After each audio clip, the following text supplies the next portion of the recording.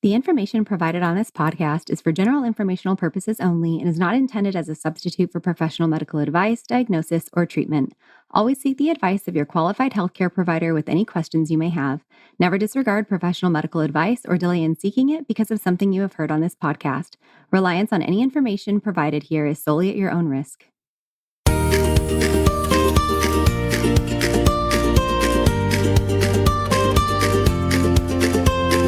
Welcome to the Birth Baby Podcast. Each week, you'll find guidance, encouragement, and practical tools to support you through pregnancy, birth, and the postpartum journey. I'm your host, Ciarra Morgan, a certified birth and postpartum doula, hypnobirthing educator, and pediatric sleep consultant. I'm also the owner of a doula agency in Austin, Texas, and the founder of the Birth Baby Academy, where I offer classes for both parents and birth professionals. Thanks for being here.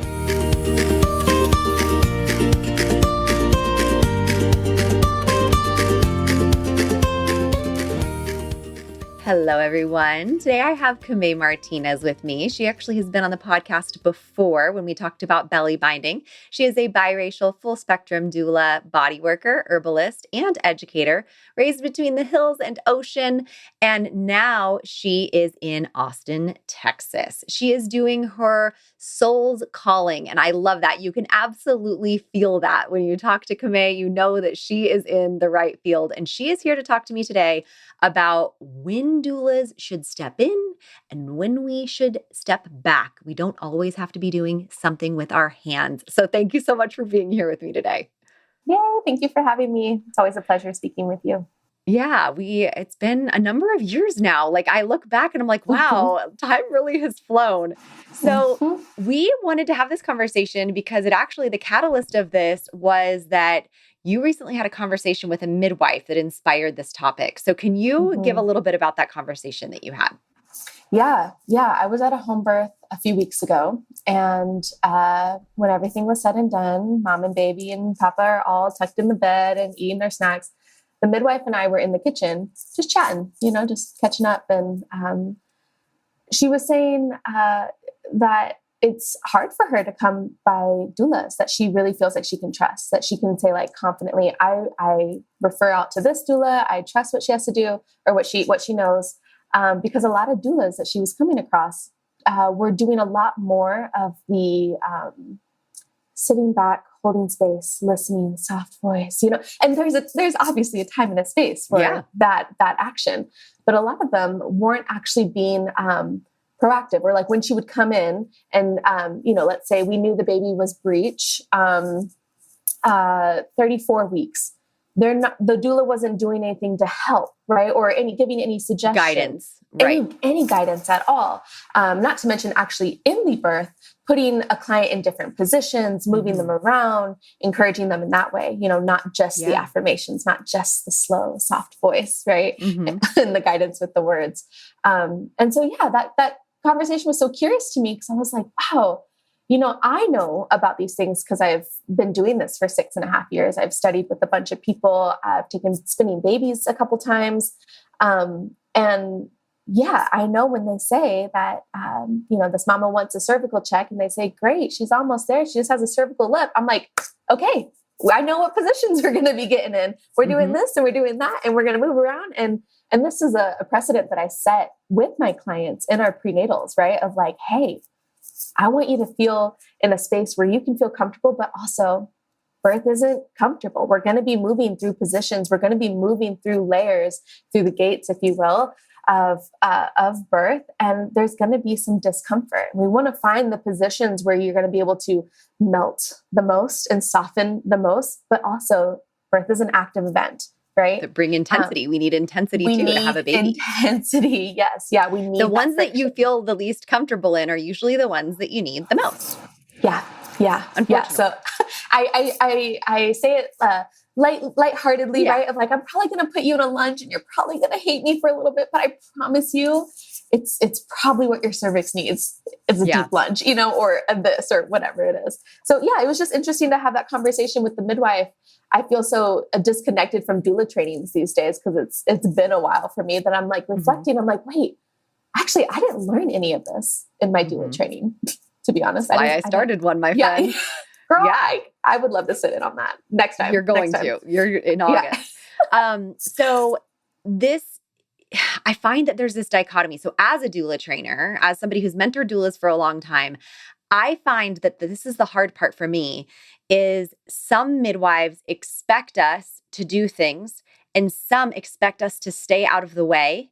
Yep. And you don't know which one is which. And so I talk to the doulas I train about, you need to have conversations ahead of time with the midwife. You need to know who the midwife is that you're working with. And also you don't work for her. You work for your client or with your, I don't even like saying work for, you work with your client. And I've had a midwife say that she doesn't think that doulas are any better than a friend just being there because they don't do anything.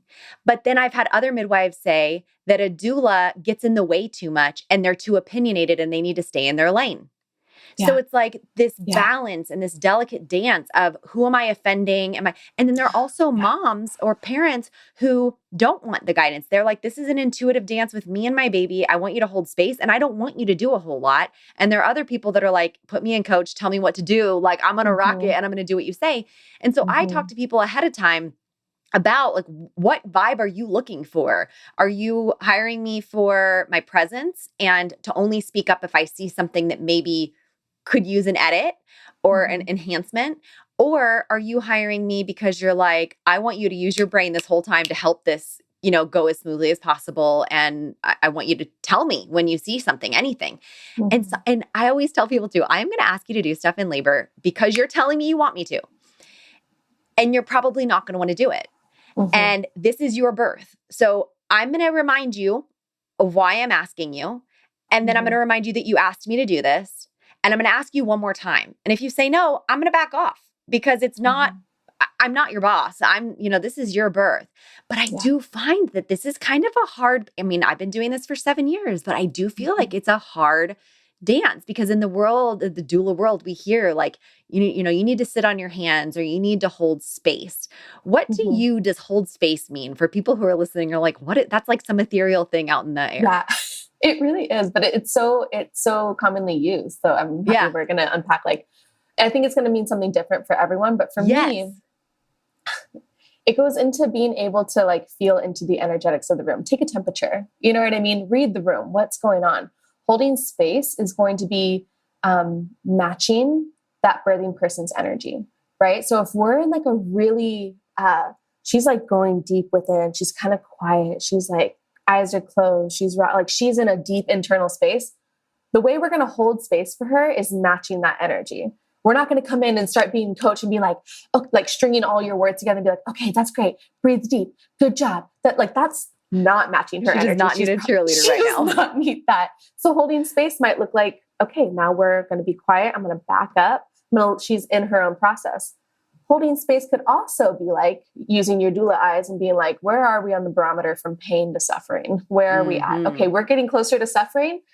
I'm going to engage now. Holding space might look like those words of encouragement, matching her energy, going up a little bit, right? Doing more hands-on things. And I think when I say match energy, it's like match energy and then bring it down 2 notches. Match their energy, but don't ever surpass them. Definitely keep it a little bit below to encourage them to keep melting, keep softening, keep going inwards, right? So yeah, it's kind of a loaded term, but it can look so many different ways to hold space. But really what you're doing is you're taking a temperature of the room and you're gauging what's working, what's not. Does she need more of something? Does this birthing person need a whole different thing entirely? Right? It's literally just taking a temperature. I have had, I'm going to give an example of what that can look like. So I've had times where a mom is in the bed and she's doing her thing.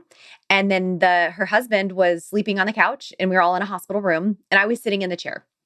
And she was tolerating labor really well by herself in that bed. And I could tell, you can feel it, that she didn't really need anything right now.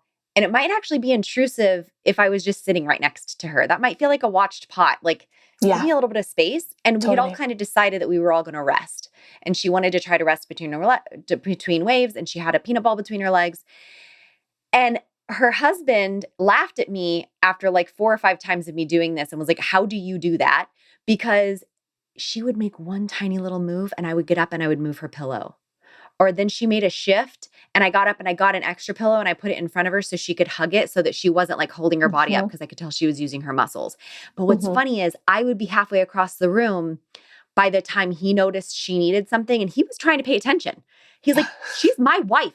How do you know what she needs before I know what she needs? And I don't even think she knew what she needed. I'm like, that's what a doula does. Because, and I tell people, even if I'm sitting in the corner doing nothing, I'm not doing nothing. I'm thinking, I'm assessing, and I'm not going to act just for the sake of making myself important.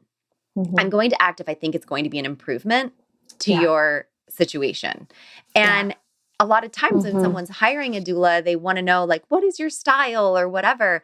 And we can't all just have one style because you may need 4 different doulas personalities in your birth at different times. Yeah. Yeah. It's a lot. Yeah. We as doulas, we have to be a master of being a chameleon and meeting the moment. I say that too. That's the word I use when they ask me what my doula style is. I say chameleon. Chameleon. Actually, I do. I can be a coach. I can be, I can do all the things. Yeah, no, I think it's one, especially if you're just starting out, I think it is important to kind of hone in on like, what are you good at? What is your natural inclination? And share that with the people coming through that you're working with. And then you can refine your skills and start, but if you try to do everything all at once, that might be kind of confusing. Or like, you didn't say this exactly, but when we were talking about midwives and having different expectations and being afraid of offending, like what we're talking about here is ego, right? And honestly, there is no space for the ego in birth, whether you are the person giving birth, you're the person supporting birth, you're watching your partner give birth. And I see a lot of doulas, so many practitioners, we see OBs, we see a lot of people come in with ego, and that's a whole nother episode that we can unpack. But I think for early doulas, they come in with all of this heart, this big-eyed, bushy-tailed, right? This heart of like, I just want to help, right? And so when you get a midwife like snapping at you, or even a birthing person snapping at you, right? Or because sometimes that happens too, right? Sure. And it's like that is no space for the ego to come in. Like you can't take it personally, Don't take it personally. And I think you can't please everyone all the time either. And because this is empathetic and heart work, a lot of us wear our heart on our sleeve a little bit. Yes, totally. And when you come in with this, when you're first and you're new, there's a tendency to want to do all the things. I'm going to hip squeeze for every single one. And I'm going to, I'm going to flip you in every position. And I'm going to keep talking. And that comes from a good place, right? I want to be helpful. But the harder thing to do here is to pause, take inventory, scan the room, assess. You might not even be needed here. Yes. You know what I mean? Maybe you're like, oh, I need to step out for a minute. Do you ever sometimes I realize this in a birth, I'm like, I'm standing too close to you. I need to back up a little bit. Sometimes I feel like I just invaded private space. Sometimes 100%. Like, this feels like a really intimate moment, Yeah. And it doesn't have to be like, what we think of as intimacy, but it could just be like a really loving, quiet moment where you're like, this might be the time that I should go like, let the sun shine on my face for a second. Yes. And you can ask them like, hey, would it be okay if I step out for a minute and just take a little walk and come right back? You guys look really comfortable and I don't want to interrupt, or, you can handle that however you want to handle it. But yes, there's some times where you just feel like that. And actually with newer doulas, when I'm mentoring them and they're coming back and kind of doing their birth processing with me after their first few births, I had one recently say, Ciarra, I just felt like I don't feel like I made a difference. She's like, I loved it up until the point of her needing a C-section. And then in the C-section, I just felt so helpless. I felt like, and she started telling me what she talked to the dad about and the things that she did in the C-section and that she took some pictures and all of these things. And she was like, and I just feel like I didn't do my job. I didn't get to do my job. And I said, you just told me all of the things that you did. Yeah. And our hands are tied and how much we can do in that situation, but you helped them feel safe. You helped them have continuity of care when they are going into a really unexpected and frustrating time for them. Like that wasn't what she wanted, but she had you and he had you because this was really nerve-wracking for him too. So I think that there's a lot of imposter syndrome that does come up with this heart work too. And then we need to know when to step in and when to act and when to not sit back, because I think some people are nervous that they're going to do it wrong. What are some things that you see in a birth when you're like, that needs a physical support or a change of position or whatever? What cues you to say, it's time for me to act? Yeah. I kind of already talked about the barometer of pain versus suffering. Yes. Right. So when somebody's like really coping well, or they're like really starting to let these waves pummel them. Right. And we can see it in the tone of their voice. We can see it in how they might frantically be looking around the room. Oh, right? Open eyes are a big sign. Open eyes, right? If somebody has open eyes, they're looking for someone to save them, is what I say. And if their eyes are closed, they're having some peace within and control. Yes. Yes. And it's so funny you use the word control, right? Because it's like, it's a control as in like a surrender to like letting it move through you. You're right. You're right. Yeah. That's the funny thing to call control, but you're right. Yeah. Like it's like, oh, I'm going to actually take control of this moment and manage it. That's a better word. Yeah. So if people are open eyes, if they're starting to, kind of get into that realm of suffering, I'm coming in with the heart of like, let's ease this and help come back in. Mm-hmm. Some more other like physical signs is like if a contraction pattern is really erratic, right? Maybe a baby's in a weird position. If we have like one really big one that rocks your world, followed by two kind of wimpy ones, I'm like, okay. And you can hear it, you can see it. They might even reflect back to you and be like, oh, that one wasn't as bad. I was really bracing for that, right? Or I was really, that might tell you baby might be a little asynclitic, right? Mm-hmm. Then maybe we have a baby like, and now we need to do some spinning baby stuff. We need to do a forward leaning inversion, right? We need to kind of work with little bozo. We have, all the things that we can see. Shake those apples, right? So yeah, there's a couple different things. And even when like this last birth I was at, my client wanted a cervical assessment. She wanted to check. And that is what felt right for her in that moment. She chose that. She opted in, and it gave us helpful information. It really can. Yeah. And you know what? Even if we didn't have that information, I think we would have. I mean, she was 9 centimeters with like a cervical lip, right? And an anterior lip. And it can give someone just a little bit of motivation, like, okay, I've made change. Some people do need that. Yeah. And for sure. And I don't even think this midwife said, you're 9 centimeters with an anterior lip. She's like, we are so close. Almost there. We are right there. You're doing everything right. Right. And then was like with me, we've got an anterior lip. Okay, this is what we're. So I think in that case, the midwife is like wanting to collaborate. And that's the space of like, there is no ego in this room. That feels so good. We're all here in service of this birthing person and this baby moving through their journey. How can we maximize the amount of empowerment she has, maximize the amount of, like liberation is coming to mind. Like, how can she be so immersed in the moment and so in tune with her body that there are no conscious thoughts? She is just rocking with it. That's what we're here to do. But then we get, some doulas that come in and there's a frantic ego, right? There's a frantic, like, let me do all the things. And they mess up with the cadence, the natural cadence, the natural intuitive rhythm that this birthing person is moving through, right? We can interfere with that. We can interfere in the intimate moments. And then there's some that sit on their hands way too much. Mm-hmm. They're doing nothing in the corner. We're crossing from pain to suffering over here. We're having erratic contraction patterns, and we're still just like holding space and giving affirmations. Mm-hmm. So it's a tricky spot. There are midwives that do that too. I have midwives that don't want me to meddle with anything. And they're like, her body knows what it's doing and we don't need to do anything. And that's a really hard position for me because I think we do need to do something. And I think that her situation will be better for it. And I don't work for them. I just don't. And some midwives feel like, and OBs and whoever feel like we should defer to them.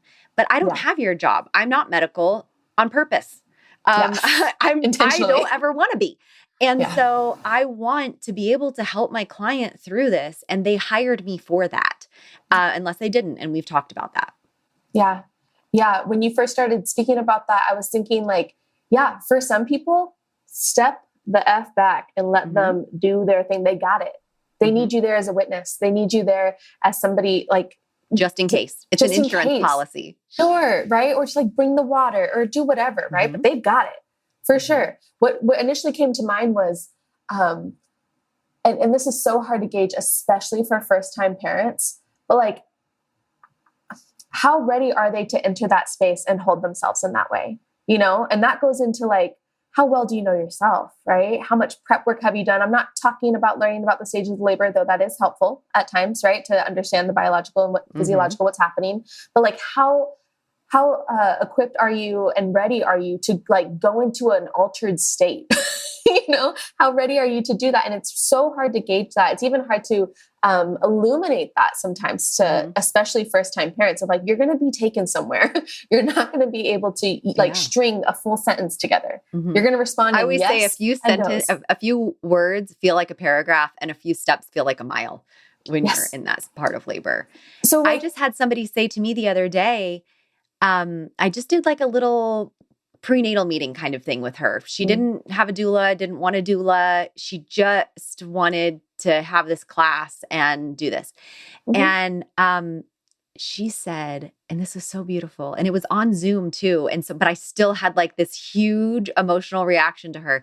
She said, and it's a first time mom, I can't wait to meet who I'm going to be. Or no, I can't wait to meet who I am. I can't wait to meet who I am. Wow. Yeah. Not everybody can get there and know that that's what's coming, but that's what's coming. I can't wait to meet who I am, because until you're in that raw state, you just don't know. And as a doula, you just have to rock with it. You have to come in with an open mind. You cannot treat every birth the same. There's no prescription for what you're going to do. Sometimes I open my bag and I use 50 things out of it. And then sometimes I don't even open it at all. Totally. And probably more often than not, I don't open it at all. And I mean, if I open it, might be for a straw or like some chapstick, you know, something not a big deal. But I think that a lot of doulas are like, how am I going to know what to do? And it's just paying attention.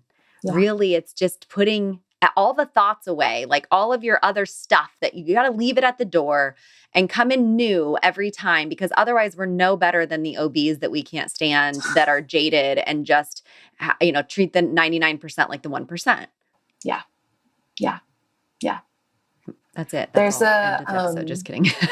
It's reminding me of, I think it's Britta Bushnell who describes it this way. Are you familiar with her book, Transformed by Birth? She studied with Pam England through the Birthing from Within lineage. And she talks about doula support, or even just like companion support, your partner, whatever, as being the banks of a river. And when you're going through birth, you become the water. You are sometimes a trickle. Sometimes you are going over rocks. Sometimes the surface looks one way, but underneath the water is rushing. You have to surrender to becoming the water. But without the banks of a water, or without the banks of the river, you become a muddy swamp that goes nowhere, right? Yeah. What are we doing? There's nothing, there's no movement here. And so whether that's a doula or a partner or somebody you trust or some other structure within yourself to like hold the banks, that's what your companionship is as a doula. It's like you are containing it, right? You're helping guide it, but you're also like extremely responsive to it. Like water can corrode the hardest rocks, right? Like we have the Grand Canyon, like water can shape things. And so at some points, maybe we're looking like this, or maybe we're expanding a little wide, right? Like we're in response to what the water is needing and where the water is moving, but we're still containing, right? And containing might be a problematic word. We're like, I know what you mean though. Yeah. Yeah. You know, and we're not concrete. It's still moving. Holding space. Holding space. There we go. Dumb. So you mentioned spinning babies, and not everyone has that near them. Not everyone has the finances to take one of those classes. Although I like the program. I do find some flaws with the there's some things that are irritating to me about the program, but I think that the nuts and bolts of it are really good, and they have really helped me as a doula. Absolutely. If somebody hasn't yet taken spinning babies, I do think you should put it on your list of to-dos. Yeah, same. How do you learn these things other than taking another training? Because so many people have already trained. And I actually am starting to think about doing some bundles of some sections of my training that I think are really missing from others, bundling them and selling them for cheaper. for people who just need that piece, or those little pieces. But how do you learn? What would you say to somebody who doesn't have spinning babies near them and doesn't have access to learning that right now? So we're talking about like the positionings, right? Yeah, and like how do they know what to do? This aspect of it. Yeah. I think I have learned it through spinning babies, but also through my community. I'm in conversations. One thing that's like such a bummer about the current doula model is there isn't like a modern type of apprenticeship where you're going to, I know you're carving out something new, right? And other people are probably trying to do this too. But we don't actually get to go to births and like watch a mentor do this and support because of the level of intimacy that we're in. That's right? exactly why. Yeah. And I would be totally fine with having somebody watch. It's the client who is usually pretty resistant to that. No, 100%. Because eyes on a birth, the cervix is not going to dilate. Yeah. But I've talked to my friends. I've talked to my other doula colleagues, especially the ones who are student midwives where they're going to births every freaking day. Asking them, what did you see here? What did you see here? Or like getting really curious. I'm terrible about taking birth notes afterwards, but or like documenting what I saw, but I'll send a voice note to one of my good friends and be like, so curious, this happened. And then we went from 6 to 10 in an hour. So, I love that. Even in it, I've had containers, group chats of birth workers where it's like, we will make arrangements to where like when we're at a birth, we can call each other. It can be 3 a.m. and text each other and be like, hey, I am so stumped right now. I've been awake for 24 hours and we have gotten nowhere. I have tried everything in my possible brain. Can I get some new eyes, new fresh eyes on this? Right. And that's the beautiful thing about being part of an agency or collective, or having friends that are doulas or midwives or whatever. I'm so glad that was your answer, because I think that is what is missing from a lot of doulas. I don't gatekeep. I will tell anybody anything. I want other people to know. And I still learn at every single birth that I go to, even this far in, hundreds of births in, and I'm still learning something new at everyone. I just saw something new the other day. I just saw Horner's syndrome. I didn't even know it was a thing, but apparently some people have a reaction when they get an epidural. It starts to go up their body. Her one eye was drooping and her tongue was numb. And her left arm started to be tingly. The nurse had seen it before. And she was like, oh, I think you have Horner's syndrome. I'm Googling and adding it to my training program because I didn't know about that. And I have friends that are doulas. I actually have a really hard time being entertained with groups of friends that are not birth workers. I am true. Is that terrible? No. I'm a little bit bored. Because I don't have anything that I want to talk about other than birth, because it is my job and it also is my hobby. And it's the only thing that truly interests me other than true crime. And that's really not really appropriate at a party, and neither is placentas. So I love having my doula friends because we can think tank together and we can decompress after births and share something. And then I'll say something and another doula's like, oh, I had that happen once and X, Y, and Z. And I'm like, oh, I didn't think of that. I think that is one of the most valuable things in doula work, is finding other doulas and birth workers that you can talk to and ask them, what do you do when somebody has an anterior lip? Oh, I do a side lying release and that thing melts away pretty quickly. Oh, on the side of the side that the lip is left on, or the opposite side. You can ask these questions, and it might just be one random question in a conversation that improves your technique. Yeah. Yeah. Punchline, we have to talk to each other. We do. We have to be talking to each other. There has to be community within this work, because and by the way, what I do when I'm in a birth, if I want to remember something, I text myself, because then I have a timestamp of when it happened. So like if we get a check and she's 5 centimeters, I'll just text myself 5 cm. And then later, if I want to remember, like if we are 6 centimeters later, I'm like, what was that other one? Because it's 3 a.m. and I don't remember. And then I can easily remember what it was. And then that might help me later go back and analyze, like, how did this happen again? Because, time distortion, hello. Yeah. So I kind of like doing that. And then it helps me later if I have a question for somebody or whatever, because not everybody's going to respond at 2 a.m. So yeah, totally. Yeah. I was with Austin Doula Care for a while, and they require you to do like a Google sheet or Google Doc of like updated birth notes. And so I got into the habit there of trying to do it, but I find it especially hard at home births, and because they're like, there are no notes. There are no notes. I'm like, we were on the zero toilet. Cervical exams. Sometime later, she was pushing it in the pool. I don't know. Like, there wasn't a nurse coming in, and whereas in the hospital we can have a bit more of the timestamp. Yeah. They need the timestamp. In fact, the hospital they're required to chart it. Yeah, exactly. Yeah. So, anything else that you want to add to this conversation? I think this has been great. Yeah, it's always so lovely talking to you.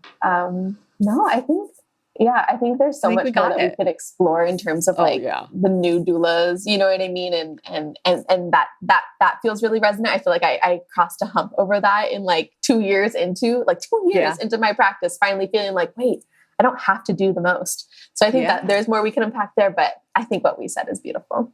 So, awesome. Thank you so much, Kamei. Yeah. I just adore you. I love seeing you. I wish I could give you a hug in person. I know. Maybe one day I'll see you in person again. And, if you ever want to come back and talk about any other topics, you let me know. Okay, I will. Oh, wait. Tell people how to find you if they want to find you. Great idea. Yeah, I'll put it in the show notes too. Yeah, my business is called Birth Magic, ATX, magic with a CK at the end. And you can find me on Instagram at Kamei, KMAE.birthmagicatx. Love it. Thank you so much. Yeah. Right. Talk soon. Bye. Thanks for listening. If you enjoyed today's episode, please take a moment to follow, rate, and review the podcast. It helps us reach more families who can benefit from this resource. For more resources, classes, and services, head to empoweredbeginningsatx.com or check out the Birth Baby Academy at birthbabyacademy.com. Until next time, wishing you confidence and calm on your journey through birth and beyond.